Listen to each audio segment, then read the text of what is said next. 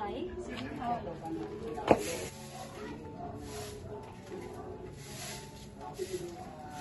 Inay, wala na po tayong mailuluto na bigas. Nak, umutang ka muna lang kay Aling Percy nang makakain na tayo. Sige ho, itay.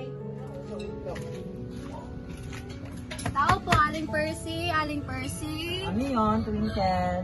Maaari mo ba kaming makakuha ng bigas po? Utos po ng tao, itay. Naku, Twinkle. Nakakarami na kayo ng utang. Malulugi na ako niyan. Sige na ho, Aling Percy, at pasensya na po. Na, Twinkle. Salamat po, Aling Percy. Ay, oo nga pala, Twinkle. Baka gusto mo nga palang magbantay din sa aking tindahan. Kukunin sana kita. Talaga po, kahit wag na po, bawi ko na lang po sa inyo yung pagtatrabahuan ko. O sige, Iha, bumalik ka rito bukas pagkatapos ng klase mo. Opo, Aling Percy. O sige, Iha, ha, ingat. Ay, ito na po yung bigas at sasaingin ko na po. Salamat, anak, ha. Mahal na mahal talaga kita. Salamat din po, Nay. Wala pong ano. O siya, dito ka na muna. Bantayan mo ang mga kapatid mo dahil maglalaba muna ako. Sige po, Inay. Ano ba, Kaloy? Hanggang ngayon wala ka pa rin nahahanap ng trabaho? Ano ba, Alice? Masyado mo akong minamadali. Anong gusto mong gawin ko? Apat yung anak natin, Kaloy. Ultimo bigas, hindi nga tayo makabili. Anong gusto mo? Magnakaw ako? Nang may pakain tayo sa anak natin? Wala kang kwentang tatay. Oh, Twinkle, napakaaga mo naman. Tapos na ba sa klase mo? Maaga po ang labasan namin, Aling Percy. Pumarito po ako agad para po matulungan ko kayo at may mahuya ko bigas sa aming pamilya. Oh, halika na nga, Twinkle, at nang natulungan mo na ako dito. Napakasipag mo talagang bata ka. Sige po, Aling Percy.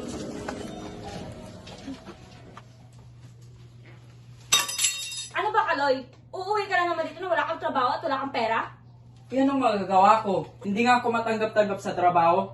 Anong gusto mo? Magnakaw na may pakain sa anak natin? Hindi naman sa ganun. Ang akin lang, gusto ko isipin mo na may mga anak ka rin. Sana naman ang panganay natin. Pautangin mo nga kay Aling Percy na makakain na tayo.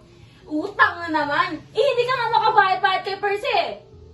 Nay, tay, nandito na po ako. May dala po akong bigas at dilata para makain po tayo. Saan ka na naman pupunta, Twinkle?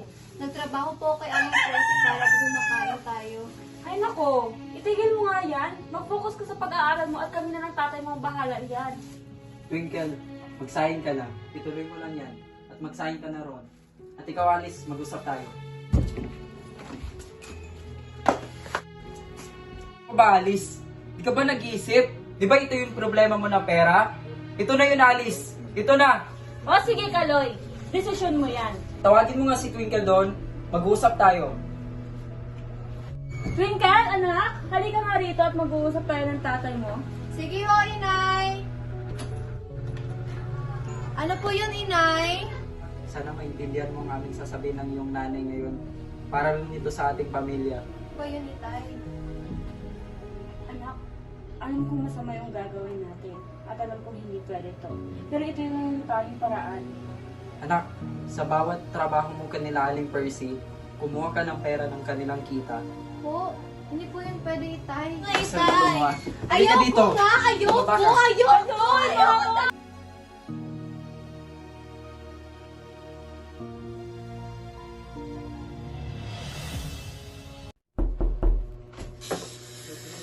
Oy, pare, kamusta? Okay lang naman, may sadya lang kami dito. Tara, inom tayo. Tara pa. Ano pare? Inom na Tara, tayo. inom na. Ang dami mong pera pare ha. May trabaho ka na ba? Yan, marami akong pera. Ihin ba na yun pare? Araw-araw ka na magpapainom? O naman pare, bahala dyan. Teka lang pare ha, aalis muna ako, babalik lang ako. Sige pre. Sige pre. Nay, Tay, nandito na po ako. Twinkle, anak, dumating ka na pala. Kumain ka na muna. Mamaya na, nak. Halika mo na sa kwarto, mag-usap tayo. Sige po, Tay. Twinkle, anak. Akin na yung pera ninakaw mo sa tinangkel. Eh, Tay, gagamitin mo lang yun sa panginginom mo. Eh, dapat dito na lang yun sa bahay. Mas marunong ka pa. Pero, Akin na. Tay... Tay, Bibigay mo ba sa akin o hindi? bibigay na po. Uy, tara pare. Inom tayo ulit. Bigyan mo nga ako doon sigarilyo. Sige pare. Hi, ba't kaya ako nalulugi? Walang bumabalik sa pera ko. Ay, Mare, pabili nga po ng yelo. Ilan, Mare? 2. O, sige, Mare, teka lang ha. Ay, Mare, may sasabihin pala ako Ano sa'yo. yun, Mare? Po, Mare, si Twinkle, Ano, Mare? yung anak ni Mang Kaloy. Ano nangyari, Mare? Sige na ako sa tindahan mo araw-araw. Ha? Ano, Mare? Hindi ako maniniwala, Mare. Alam mo ba si Twinkle, napakabuting bata niya? Kung maniwala, tignan mo sa CCTV. Ba't naman ako maniniwala sa'yo, Mare? Dakilang marites ka dito. Labas na sinabi ko sa'yo. Okay, Mare. Anak ng tipaklong! Paano sa akin nagawa ni Twinkle? Ay, napakabuti niyang bata. Pinagkatiwalaan ko pa naman siya ng lubos. Tao po, Aling Percy, nandito na po ako. Walang iya ka, Twinkle. Paano mo to sa akin nagawa? Traitor ka. Pinagkatiwalaan kita, Twinkle. Hindi na po, Aling Percy, hindi ko po sinasadya. Ano hindi sinasadya? Ilang beses mo to sa akin nagawa, Twinkle? Paulit-ulit. Oo man din po, Aling Percy, hindi ko po sinasadya talaga. Nagawa ko lang po dahil sa kahirapan. Twinkle, magtapat ka nga sa akin. Nagawa ko lang po yun dahil inutos ng tatay ko. Pero ayaw ko po siyang magulang pa sa inyo. Hayop talaga yung tatay mo.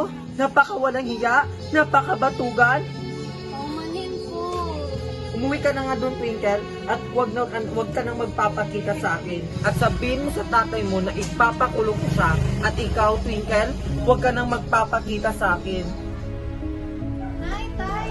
Ano po na Aling Percy ang lahat? Ha? Bakit? Wala ka talagang kwentang anak. Halika dito.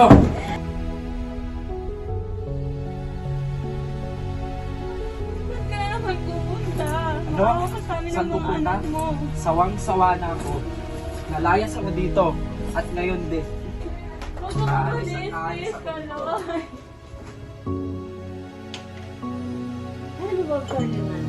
Araw-araw, sinisisi ko sa Twitter kung bakit iniwan ka ng kayang ama.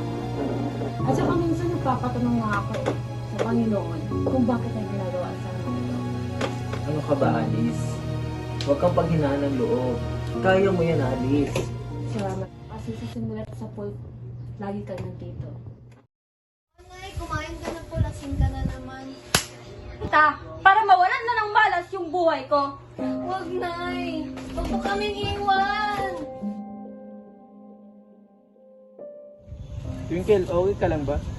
Napapansin ko kanina ka patulala. Hindi isang buwan na nakalipas simula nung iniwan kami ng magulang namin. Yung paglalayas ba nilang tinutukoy mo? Oo, Joseph, hindi ko alam kung anong gagawin ko sa totoo lang. Halika, huwag kang mag-alala. Nandito lang ako at masasandal mo. At least, di ba, hindi na kailangan magtago. Alam ko naman yun, Joseph, kaya malaking pasasalamat ko nandyan ka at naging kasintahan kita. Tara sa bahay.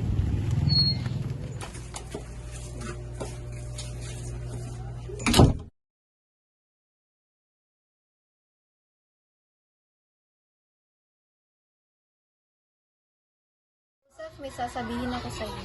Ano ba yun? Delayed ako. Talaga ba? Oo, anong gagawin ko? Palaglag mo yan. Siraan ka na ba ng bait? Twinkle, hindi pa ako handa maging ama. Di ba ginusto mo din ito? Lag mo yan o maghihiwalay na tayo. Ayoko, wala kang kwentang lalaki, wala kang pinagaiba sa tatay ko. Hindi naglaon, iniwan si Twinkle ng kanyang kasintahan na nakabuntis sa kanya, kaya isinilang niya mag-isa ang kanyang anak. At paglabas ng kanyang anak, namulat siya sa katotohanan na hindi ganoon kadali bumuhay ng isang anak. Sapagkat mahirap na nga sila, mas lalo pa silang naghirap dahil hindi handa si Twinkle na maging nanay.